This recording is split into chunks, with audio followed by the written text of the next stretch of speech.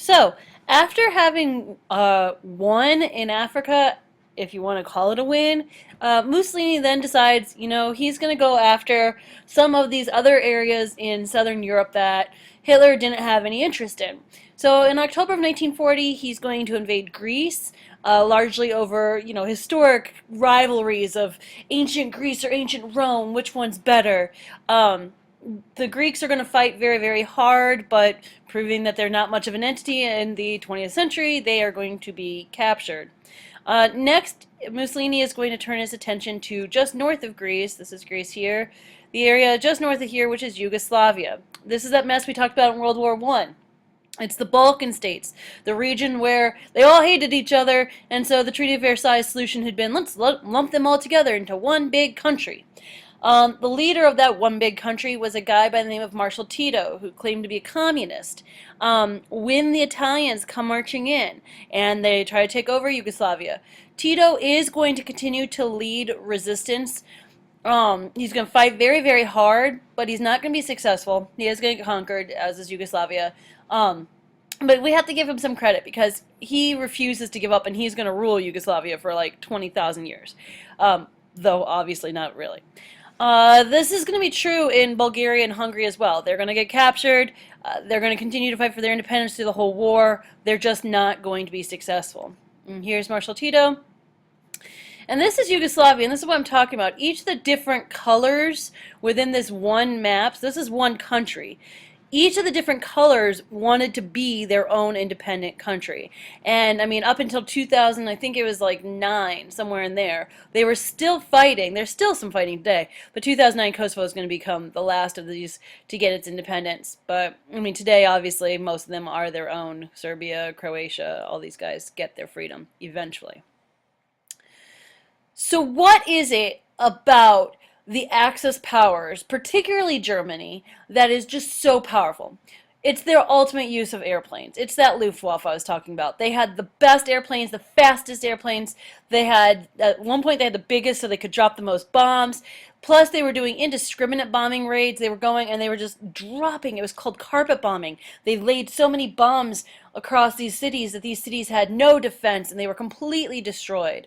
They hit civilian and military targets, and this was new. You're not used to going after civilian targets in war. That was, major no-no. Think of World War I. That wouldn't be considered gentlemanly. But here they are more than willing to use these attacks. They could carry supplies like their tanks around. They had paratroops who would jump out of their airplanes. They also are going to develop lots of technological developments in the war, radar, sonar, these types of things, so that they could have more accuracy with their targeting. It is also important to note that World War II, there are significant medical advances as well. So this is going to help with the, try to keep the death toll down a little bit. But because the attacks are more complete than in previous wars, the death toll is still pretty high. Obviously, we could go on for, years with all of the different aspects of World War II. But there's so many battles, fought so many around the world. I mean, we're focusing mostly on Europe at this point and touched on Africa, and we're about to move over to Asia. But it's really important that we note there are hundreds and hundreds and hundreds of battles. This is far more of a global war than World War I. And that's evidenced by my list of what I call the watershed battles.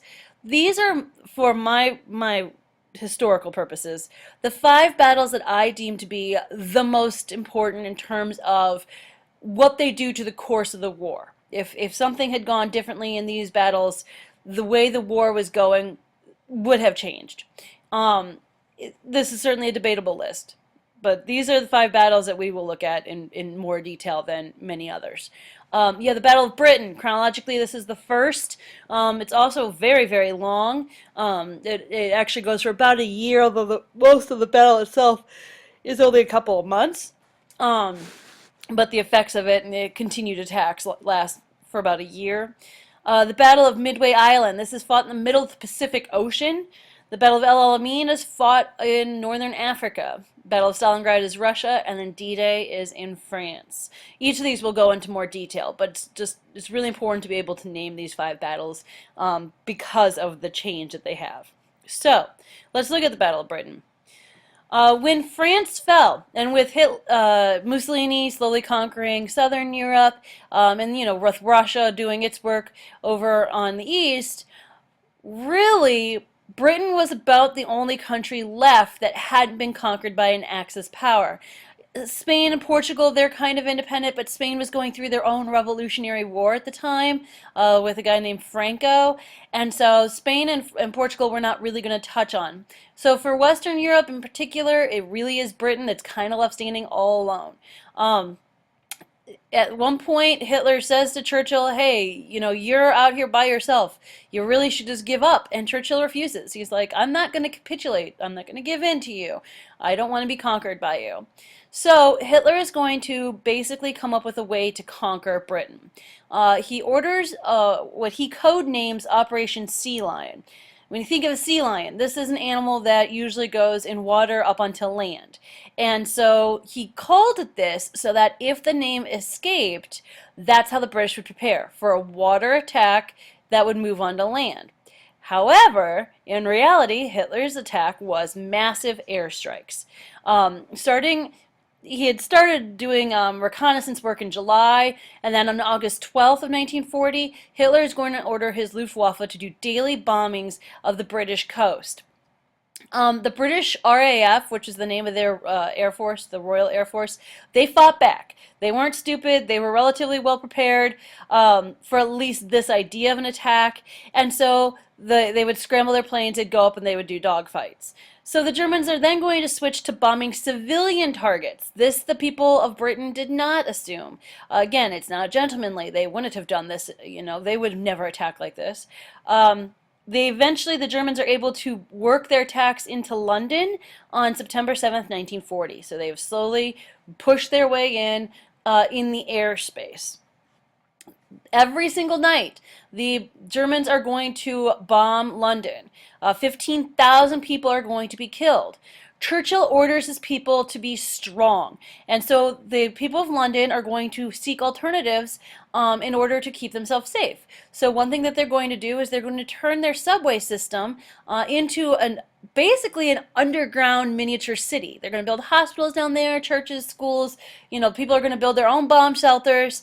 And so the people of London, they'll sit there at night and they'll, look in the skies. They'll have neighborhood watch committees to keep an eye open when they have an air raid. So the planes are coming, they sound a siren and everybody runs underground.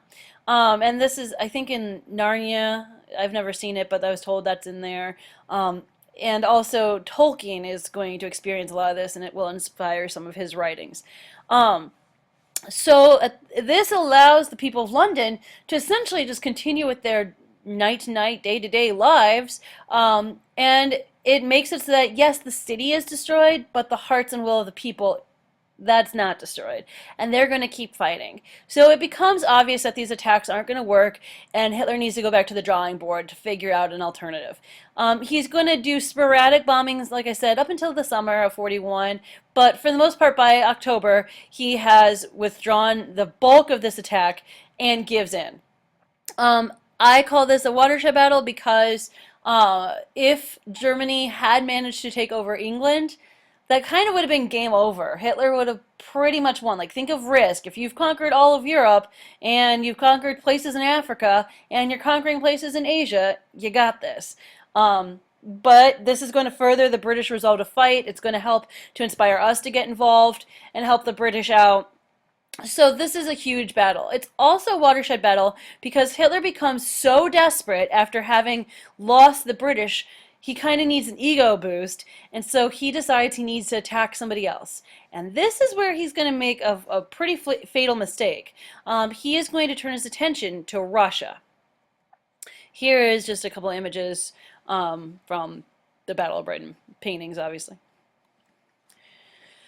So, in late 1940 until early 1941, Hitler decides he's going to attack his ally of Joseph Stalin, the man you see pictured here, in what becomes known as Operation Barbarossa. So this is the attack on Russia. Stalin was pretty unprepared. As far as he knew, he and Hitler were buddies, and all of a sudden he is getting destroyed. Plus, it's important to note that Stalin in the 30s, when he came to power, is going to engage in what are called the Great Purges, where he kills millions of his own people. Stalin actually kills more of his own people than Hitler does, but he hid the evidence better, and so we didn't know about this until much, much later. It's estimated Stalin killed around 70 million of his own people. Anybody he didn't trust, he would kill them. And then anybody who knew those people had to be killed to hide the evidence. And it was just kind of this ongoing cycle. And so this is going to hurt him come this invasion, Operation Barbarossa. Stalin doesn't have anybody who can fight to defend the country. Plus, he's got his troops elsewhere doing Hitler's work. So this is completely shocking. Stalin winds up giving the Mother Russia speech. It's a really famous speech where he's like, this is the great patriotic war where we all need to fight together as Russians to defend Mother Russia. And around 2.5 million Russians are going to be killed during the siege because they're all going to come forward to try to help out to protect their motherland.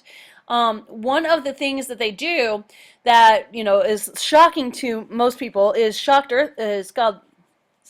called scorched earth policy. Scorched earth policy is where you burn your own land generally as you retreat. So you back away and you light the land in front of you on fire.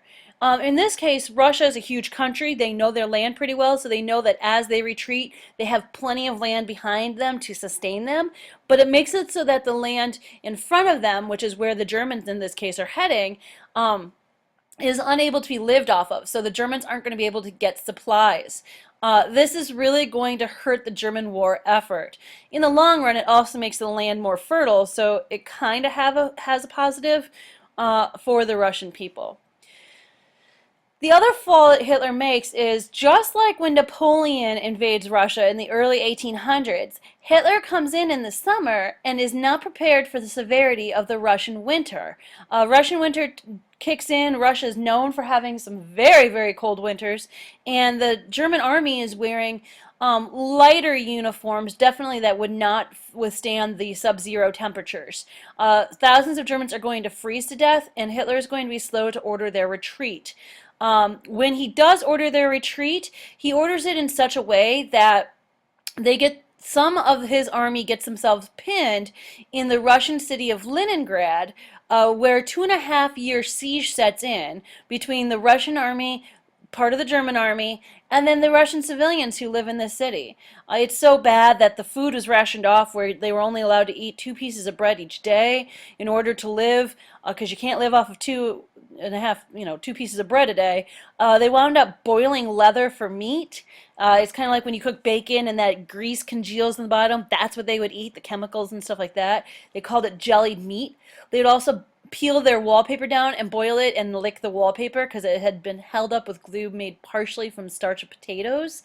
Needless to say, 1 million Russians are going to die. They're going to starve to death. These are civilians as well as military troops, and a lot of the German army is going to die as well. This part of the German army that's stuck in Leningrad. Stalin's desperate. He sees that things are not going well for his country. He's now lost, if keeping count, 3.5 million soldiers to this siege. Granted, it extends beyond what we're counting. And so he's going to start looking for a friend. He realizes he needs to find somebody elsewhere to turn to. He's going to try to convince Churchill to launch an attack. That way it'll distract the German army, split the German army, and force the German army to fight this two-front war between Britain and Russia.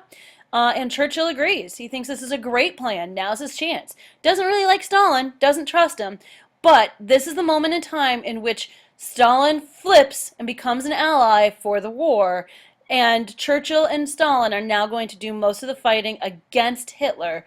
And ultimately, they're going to try to pinch him like a zit, squeeze him from both sides until Germany no longer can, stand.